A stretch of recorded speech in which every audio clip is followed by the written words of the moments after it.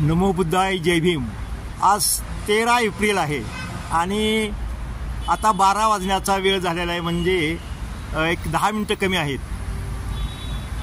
तर आपण प्रथमच पुण्यातील या रमाईंच्या पुतळ्याला भेट देत आहोत आणि हे रमाईंच्या पुतळ्याला भेट दिल्यानंतरच आपण बाबासाहेबांच्या पुतळ्याकडे जाणार आहोत आणि त्या ठिकाणी ही बाबासाहेबांच्या पुतळ्याला वंदन करत आहोत।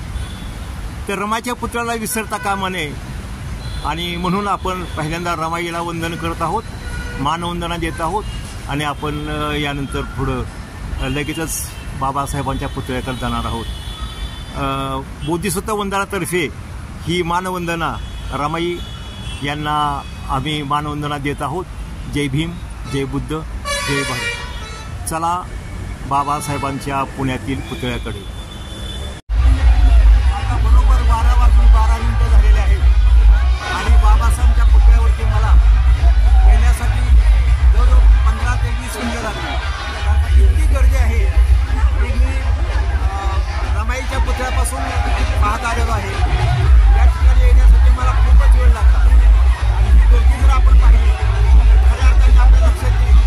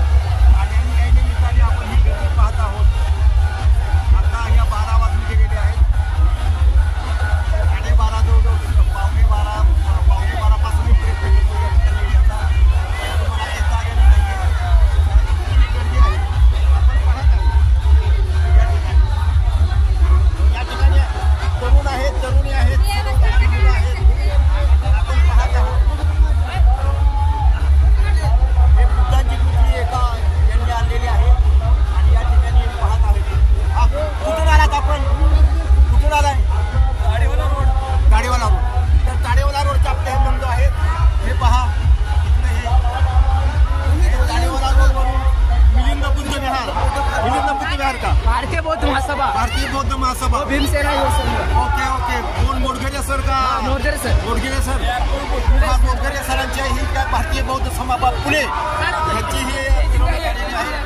ही वाले तर आलेले आहेत आणि या ठिकाणी आपण पाहत आहोत की आपल्या ह्या बाबासाहेबांच्या गार्डनमध्ये सार्वजनिक समुदाय जमलेला आहे। आपण या सार्वजनिक समुदायात सामील होण्यासाठी अवश्य आलं पाहिजे आणि साप्ताहिक बोधिसत्व वंदनातर्फे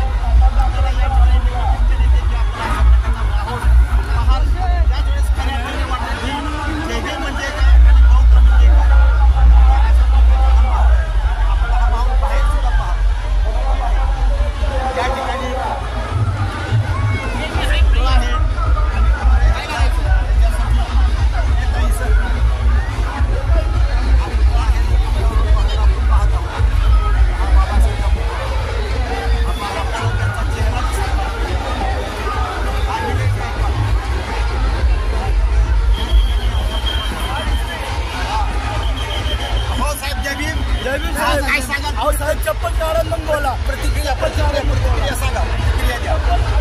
आजचा खरा आनंदाचा क्षण आहे की बाबासाहेबांची 133वी जयंती आपण वर्ष उल्हासात साजरी करतो आणि माणसाला माणूस म्हणून खऱ्या अर्थाने जो जगण्याचा संविधान जो अधिकार बाबासाहेबांनी आपल्याला मिळवून दिला आणि तो संविधान त्यामुळे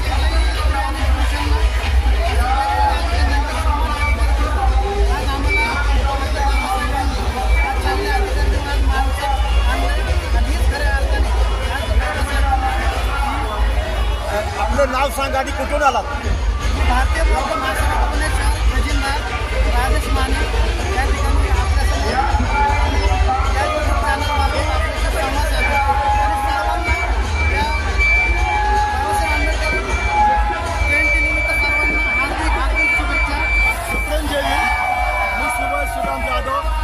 मोदी कार्याध्यक्ष भारतीय बौद्ध महासभा पुणे या शाखेमध्ये काम करत असून या ठिकाणी अत्यंत आनंदाचा हा जनसागर निघतोय.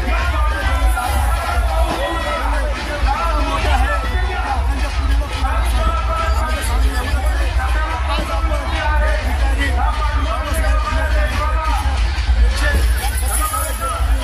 ताई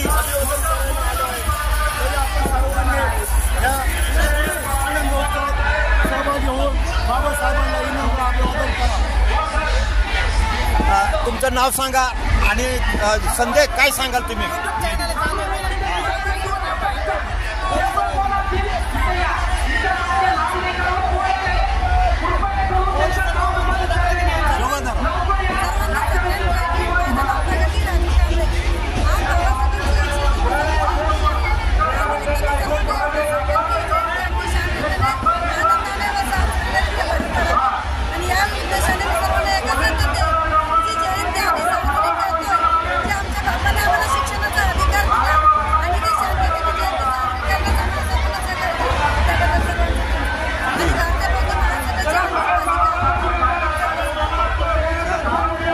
धन्यवाद.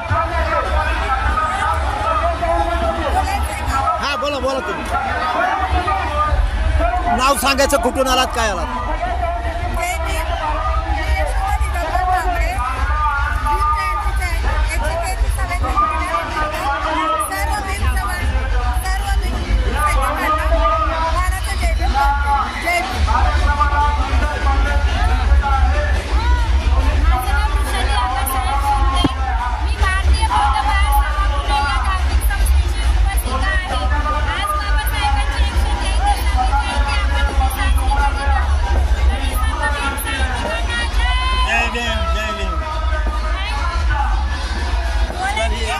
अशा प्रकारे हा जो बाबासाहेबांच्या जन्मदिवसाचा हा 14 तारखेचा जो जल्लोष आहे हा जल्लोष पाहण्यासारखा आहे आणि आपण अवश्य या जल्लोष पाहण्यासाठी यायला पाहिजे. हा पहा आपला माहोल आहे आणि हा माहोल आपण पाहत आहोत. हा 1 किलोमीटरपर्यंत हा माहोल आपल्याला पाहायला मिळाला. हे डॉक्टर बाबासाहेब आंबेडकर गार्डन आणि या ठिकाणी या गार्डनमध्ये हा पुतळा बसवलेला आहे. अगदी सोसायटीच्या जवळ आणि हा पुतळा आहे. आता या पुतळ्याला मानवंदना देण्यासाठी सामुदायिक दिन प्रत्येक दिवशी या ठिकाणी लेडीज येतात, पुरुष येतात, सगळेच येतात या ठिकाणी. तर अशा प्रकारे हा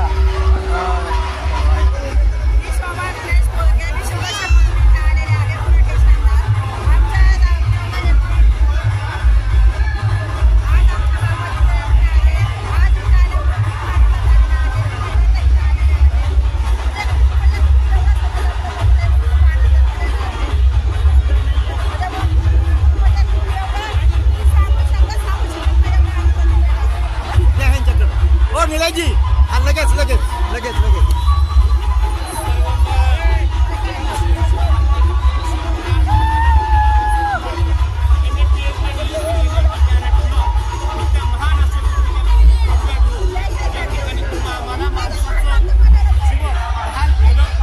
महामानवांच्या जयंतीनिमित्त आम्ही भारतीय बौद्ध महासभा पुणे धार्मिक सांस्कृतिक यांच्या माध्यमातून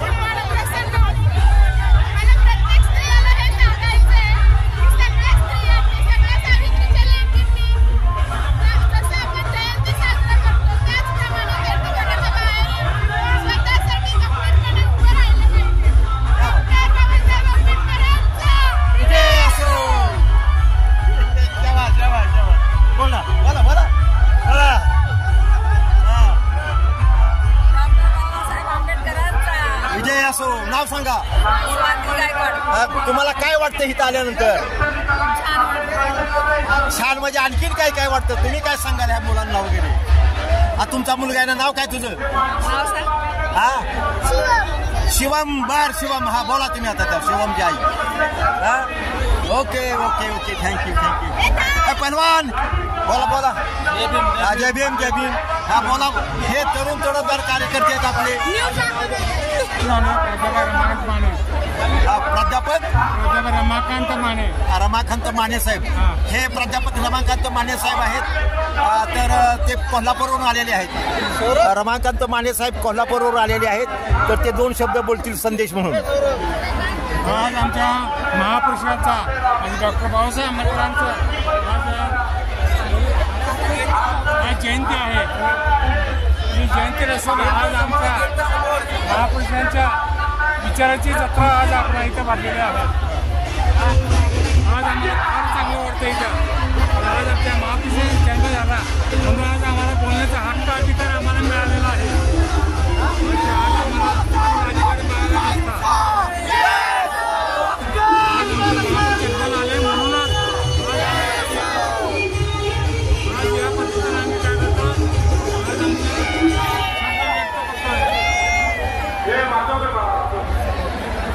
खूप बरं वाटतं आम्हाला. या ठिकाणी आम्हाला आल्यानंतर आज आमच्या अपेक्षा महापुरुषांची आम्ही जयंती साजरी करतोय. जयंती साजरी करण्यासाठी आज लाखोचा समुदाय या ठिकाणी जमलेला आहे. हे सगळ्यांचे उद्दिष्ट विचार करण्याचे लोक आज इथे जमलेले आहेत. खूप बरं वाटतं. तर अशा प्रकारचे प्राध्यापक मानेसाहेब हे कोल्हापूरहून आलेले प्राध्यापक त्यांनी या ठिकाणी बोललेले आहेत. या ठिकाणी चांगल्या प्रकारे सिक्युरिटी आहे. आपण पाहत आहोत लेडीची संख्या, पुरुषांची संख्या, मुलांची संख्या अशा प्रकारची या मोठ्या प्रमाणात आहे.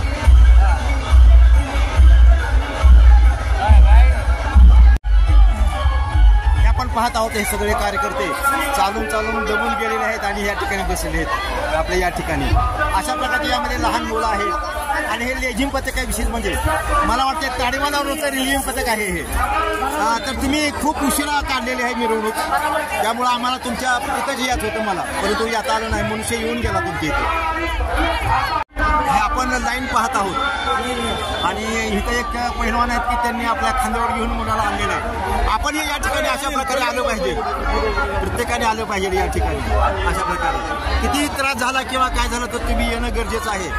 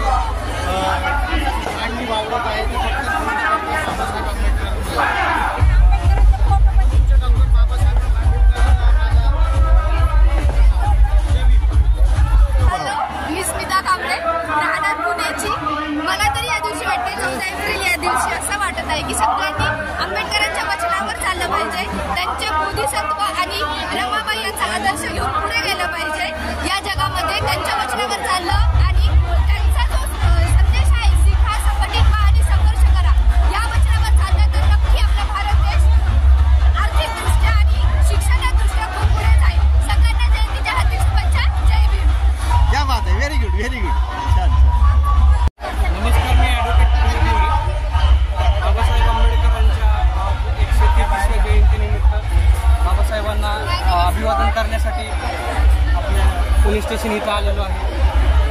सदर सर्व तरुणांनी शिकलं पाहिजे. महत्त्वाचं म्हणजे समाजालाही एकत्र ठेवलं पाहिजे. संघटित राहिलं पाहिजे. जे बाबांनी सदर साहित्य आहे ते केलं पाहिजे. त्याच्यामुळे आपली ताकद ताकदही वाढेल. गल्लीपासून दिल्लीपर्यंत ताकद विभागल्यामुळं आज एकही म्हणावं असं प्रतिनिधित्व नाही बाळासाहेब आंबेडकरांना सोडलं तर. अगदी खरे. Go ahead. तेवढंच मला सांगायचं. अच्छा. ओके. धन्यवाद. धन्यवाद. जय भीम. जय भीम. जय बाबासाहेब आंबेडकर. 30/005 जयंतीची हार्दिक शुभेच्छा देतो. हां. मी युवराज भोसले. तुम्ही काय संदेश काय द्याल आपल्या तरुणांना? आपल्या तरुणांनी जागृत राहून आणि ह्या इलेक्शनमध्ये आपलं वंचित बहुजन आघाडी यांना मतदान करून बाळासाहेबांना विजयी करण्यात यावं. अच्छा. बरं, तुम्ही राजकीय संदेश दिला, सामाजिक संदेश काय द्याल? सामाजिक संदेश इकडून जाऊ. सामाजिक संदेशमध्ये जास्तीत जास्त ग्रंथालय खोलण्यात यावं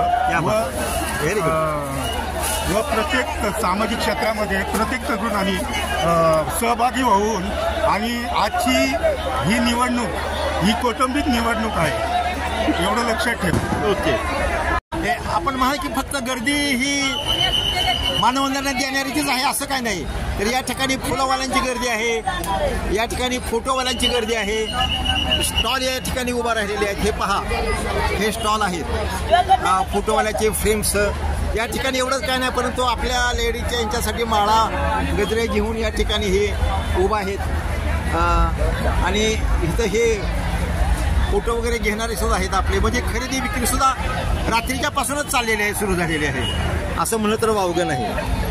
तर ही जी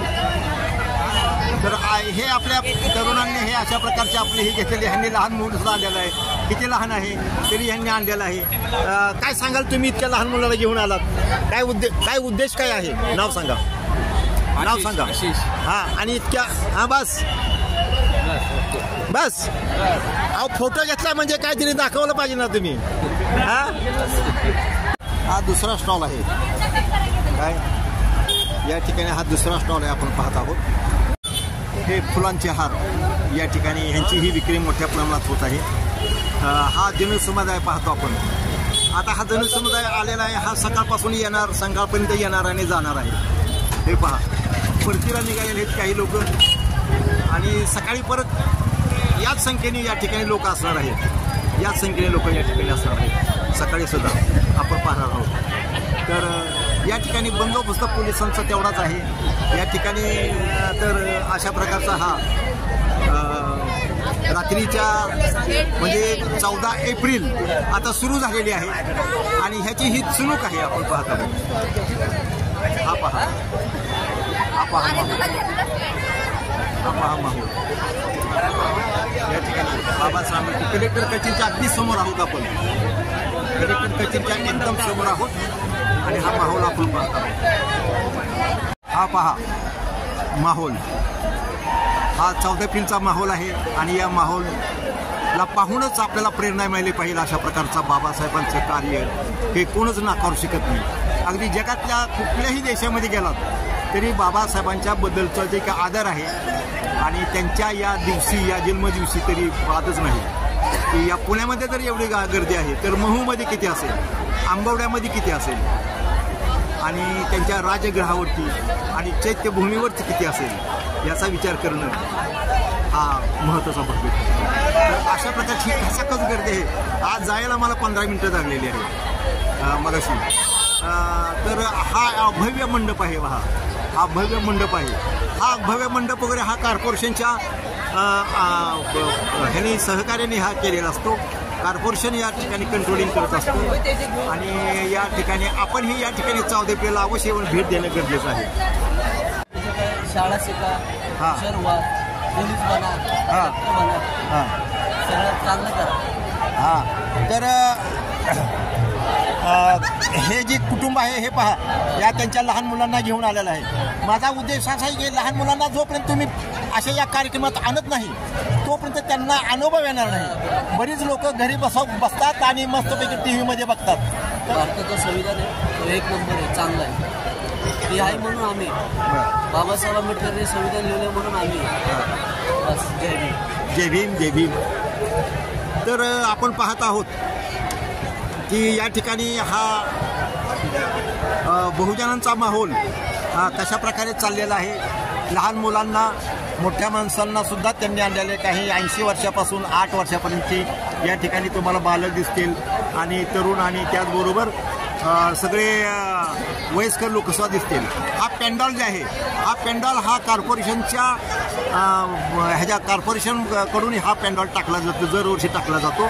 आणि या ठिकाणी उद्या सकाळपासून आत्तापासून जी गर्दी राहणार आहे ते उद्या सायंकाळी 12 वाजेपर्यंत गर्दीच राहणार आहे. आणि उद्या आणखीन पाहण्यासारखी आहे.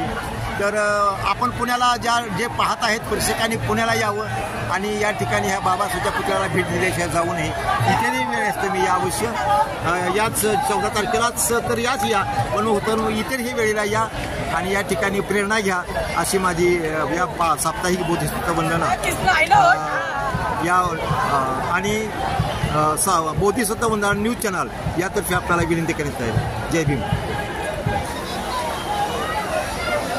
मी राजाभाऊ भोसले 1990 पासून या कार्यक्रमाचा नियोजन करत आहे. बौद्ध धर्मीय समाज समिती व भीमवाडा बुद्धिस्ट फेस्टिवल या सामाजिक संघटनांच्या माध्यमातून या ठिकाणी हा कार्यक्रम 1990 पासून सुरू करण्यात आलेला आहे. या कार्यक्रमाला विजय कांबळे, महेश कांबळे, संभाजी शिंदे आणि मिलिंद भाऊ गायकवाड या सर्व सहकार्यांमुळं हा कार्यक्रम गेले 35 वर्ष आम्ही या ठिकाणी अनाहूतपणे आजपर्यंत चालू ठेवलेला आहे. आम्ही 2025ला एक नवा संकल्प करत असून 2025ला एक नवा संकल्प करत असून 2025 पासून पुणे शहरातील सर्व मंडळांना आम्ही एकत्र करून ज्या पद्धतीने इतर जिल्ह्यामध्ये एक मिरवणूक होते त्याच पद्धतीने 2025मध्ये आम्ही एक जिल्ह्यामध्ये जयंती झाल्यावर येणाऱ्या शनिवारच्या दिवशी किंवा सर्व कार्यकर्ते ठरवतील त्या दिवशी आम्ही त्या ठिकाणी त्या मिरवणुकीचं आयोजन करणार आहोत. आणि त्या मिरवणुकीच्या आयोजनामध्ये चांगले चांगले देखावे आम्ही करायला लावणार आहोत. त्या देखाव्यामध्ये जो उत्कृष्ट देखावा असेल त्या देखाव्यामध्ये आम्ही पुरस्कार देणार आहोत. अशा पद्धतीने छत्रपती शिवाजी महाराज, त्याच्यानंतर संभाजी महाराज यांना पुष्पहार अर्पण करून आम्ही जवळजवळ दिवसभर ती मिरवणूक संभाजी महाराजांच्या पुतळ्याच्या पासून पुणे स्टेशनपर्यंत वाजत गाजत शांततेने आम्ही त्या पद्धतीने या ठिकाणी घेऊन येणार आहोत. 2025चं हे नियोजन असून त्या नियोजनामध्ये आम्ही पुणे शहरातील सर्व मंडळांना, सर्व संघटनांना व सर्व पक्षांना त्या ठिकाणी आमंत्रण देणार असून या आमंत्रणामध्ये सर्व सहकार्यांनी, आंबेडकरी चळवळीतील कार्यकर्त्यांनी, आंबेडकरी समाजाने, आंबेडकरी चळवळीसाठी काम करणाऱ्या विविध पक्ष संघटनांनी या ठिकाणी आम्हाला सहकार्य करावं, त्या मिरवणुकीला सगळ्यांनी सहकार्य करावं अशी आम्ही नम्र विनंती करतो व आवाहन करतो. पुढच्या वर्षीच्या जयंतीला सर्वांनी आम्हाला सहकार्य करावं एवढं बोलतो. थांबतो. जय भीम, जय भारत, जय संविधान. जय भीम, जय भीम. जय भीम, जय भारत, जय संविधान. मी मानवता डाळिंबे मंगळवार पेठून आलेले आहे. मी भारतीय बौद्ध महासभेची केंद्रीय शिक्षिका आहे. खऱ्या अर्थानं महामानवाची जयंती 133वी जयंती साजरी करत असताना आम्ही आज छान असा उपक्रम साजरा केला. सकाळी 6 वाजल्यापासून आम्ही आज आमच्या विहारामध्ये धर्म आपल्या पवित्र ग्रंथाचं वाचन आणि विश्लेषण केलं. मग आमच्या विहारातील कार्यकर्ते यांनी विश्लेषण करत असताना बाबासाहेबांनी काय काय केलं, म्हणजे की कसं की समजायला आणि अष्टांगिक मार्गाविषयी बोलायचं तर त्यानुसार रमाईचं कार्य कसं होतं, 10 मार्गिकांविषयी बोलायचं तर बाबासाहेबांनी काय केलं आणि तथागतांनी 20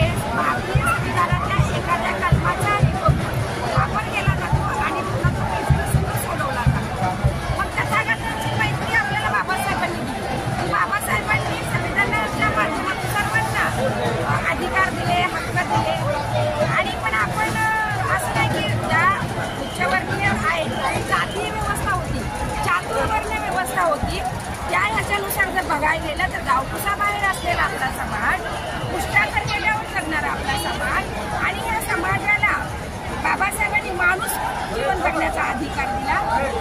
आपण सर्वजण सोन्यासारखं जीवन जगतो, सोन्यासारखं राहतो. आपल्याकडे गाडी, घोडा, बंगला, शिक्षण.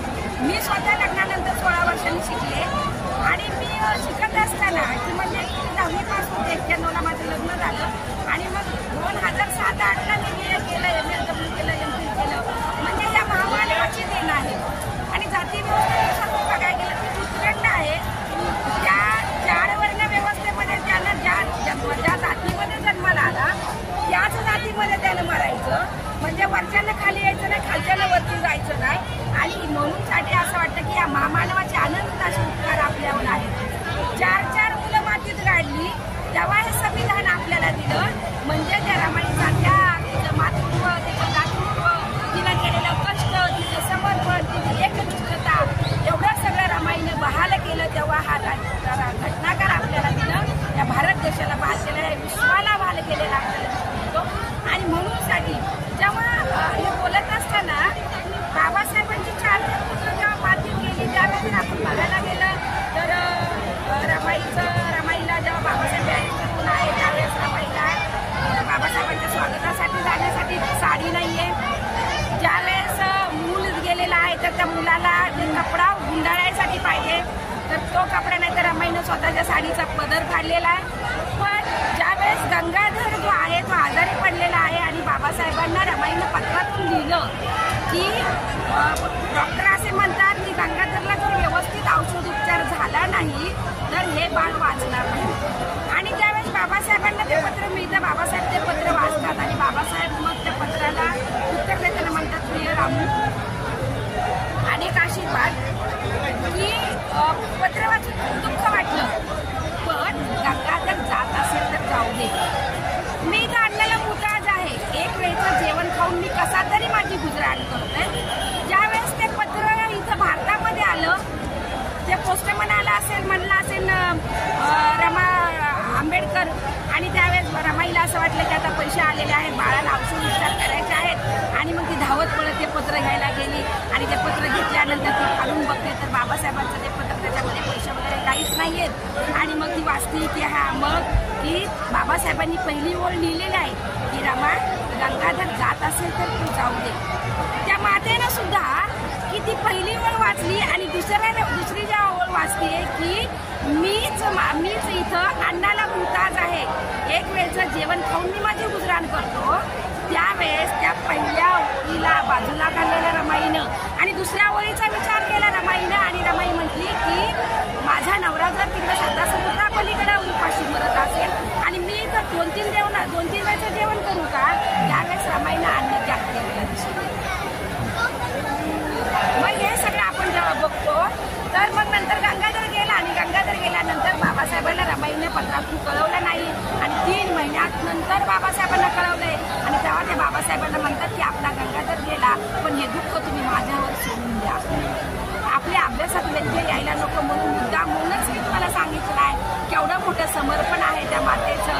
आणि म्हणूनसाठी या महामानवांचे अनंत असे उपकार आहेत आणि आपण सगळ्यांनी त्यांच्या उपकाराची जाण ठेवली पाहिजे. आणि ही जी जयंती आहे ती नाचून साजरी न करता खाऊन पिऊन साजरी न करता विचार डोक्यात घेऊन विचारांनी ती बाबा महामानवाची जयंती साजरी करणं गरजेचं आहे. जय भीम, जय भारत, जय संविधान. सप्रेम जय भीम. माझं नाव रोहित, मी नाशिकचा आहे. मला तुम्ही बोलण्याची संधी दिली त्याबद्दल मी तुमचे आभार व्यक्त करतो. आज आमच्या जीवनामध्ये अंधकार नाही आहे कारण की बाबासाहेबांसारखा सूर्य आम्हाला प्रकाश देतोय. आणि मी नाशिकवरून इकडे आल्यानंतर पुण्यामध्ये आज बघतोय सर्व तेजस्वी, ओजस्वी आणि प्रफुल्लित आणि रोषाचं असं वातावरण आहे. तर डॉक्टर बाबासाहेब आंबेडकरांबरोबर किती सांगावं की मुलांचा त्याग करून आज आमच्यासाठी लढण्यासाठी या तरुणाईंना एक रोमांचात दिलेल्या माणसाबद्दल मी बोलणे इतपत एवढे शब्द नाही माझ्याकडे. बट एक सांगू शकतो की डॉक्टर बाबासाहेब आंबेडकरांनी जेव्हा अभ्यास करत होते रमाई बाबासाहेबांकडे येऊ शकत नव्हती, आजारी होती रमाई. तेव्हा बाबासाहेब जातात रमाईला म्हणतात रामू मी तुझ्या इलाजासाठी जगातले मोठे मोठे तज्ज्ञ डॉक्टर आणू शकतो, बट तुला जो रोग झालेला आहे त्याचे खूप डॉक्टर आहे, पण माझ्या समाजाला जो रोग झालेला आहे त्याचा एकमेव मी असा डॉक्टर आहे आणि त्यामुळं मला मुक्त कर. आणि रमाईने त्या दिवशी शेवटचा श्वास घेतला. एवढे मोठे त्याग असलेल्या माणसाला, त्या महामानवाचा आपण वैचारिक पातळीने प्रगल्भ बुद्धिमत्ताच्या साहाय्याने विचार आदान प्रदान करून हा भारत, प्रबुद्ध भारत घडवण्याचा प्रयत्न केला पाहिजे. असं बोलून मी 2 शब्द थांबवतो. Very good. थँक्यू. छान छान छान. Very good.